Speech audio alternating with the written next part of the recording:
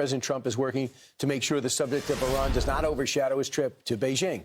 But it's bound to be a thorny subject given Beijing's close ties with Tehran. Chief Foreign Correspondent Trey Yeeks joins us live from Tel Aviv with the latest. Good morning, Trey.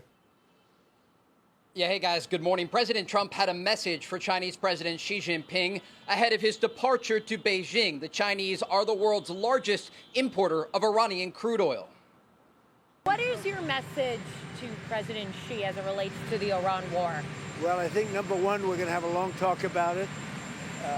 I think he's been relatively good, to be honest with you. You look at the blockade, no problem. They get a lot of their oil from that area. We've had no problem, and he's been a friend of mine. He's been somebody that we get along with.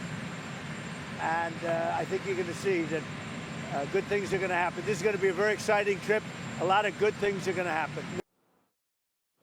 The Middle East remains on edge after the latest efforts for a diplomatic solution with Iran did not pan out. In a post on Truth Social overnight, President Trump said, in part, Iran had 159 ships in their navy. Every single ship is now resting at the bottom of the sea. They have no navy. Their air force is gone. All technology is gone. Their leaders are no longer with us. And the country is an economic disaster. Only losers, ingrates, and fools are able to make a case against America. With an ongoing U.S. military buildup across the region, reports indicate that Saudi Arabia conducted airstrikes against Iran during the war. Fox also reported on Tuesday the UAE took part at the end of Operation Epic Fury. The Iranians have continued their threatening language, worried that a bombing campaign will resume.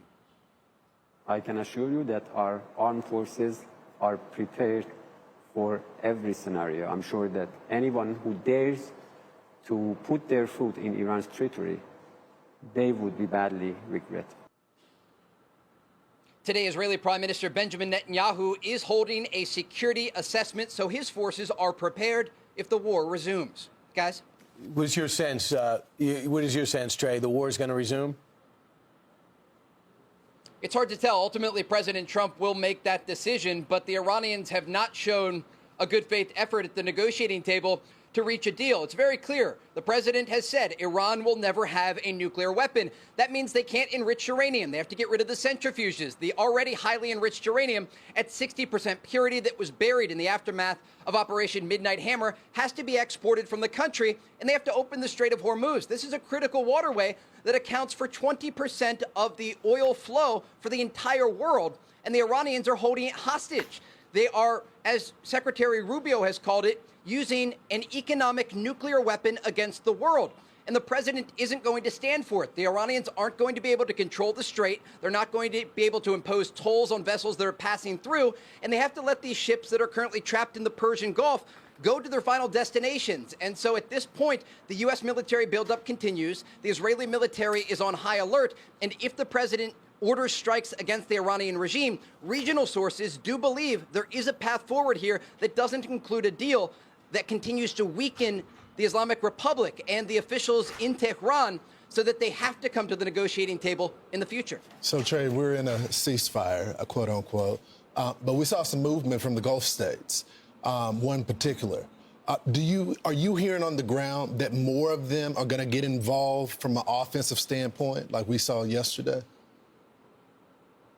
The short answer is yes, and recent reports indicate both Saudi Arabia and the UAE conducted strikes against the Islamic Republic during Operation Epic Fury. And when you think about what happened here, I spoke with President Trump earlier in the conflict, and he told me he was most surprised by the fact that these Gulf countries, uninvolved Gulf countries, were coming under Iranian missile and drone attack. And the Iranians haven't stopped these attacks. As recently as early this week, you saw Kuwait and the UAE working to shoot down incoming Iranian drone fire. Iranian proxies across the region, including Hezbollah, continue to fire on U.S. ally Israel, and the Iranians appear unwilling to make a deal. And as these Gulf countries come under attack, it leaves them with no choice but to get more directly involved, understanding that they are on defense, shooting down this incoming Iranian fire. And despite the fact that the successful U.S. naval blockade remains in place, the Iranians are using these coastal military installations in cities like Bandar Abbas to threaten the region. All right. Thank you so much, Thanks, Trey. Trey. President Trump said right before he left, he said, either we make a deal with Iran or they're decimated. He said, that's not on my agenda for President Xi when I go to China. We'll see. Be sure to like and subscribe for all the Fox News latest on YouTube and catch full shows streaming now on Fox One.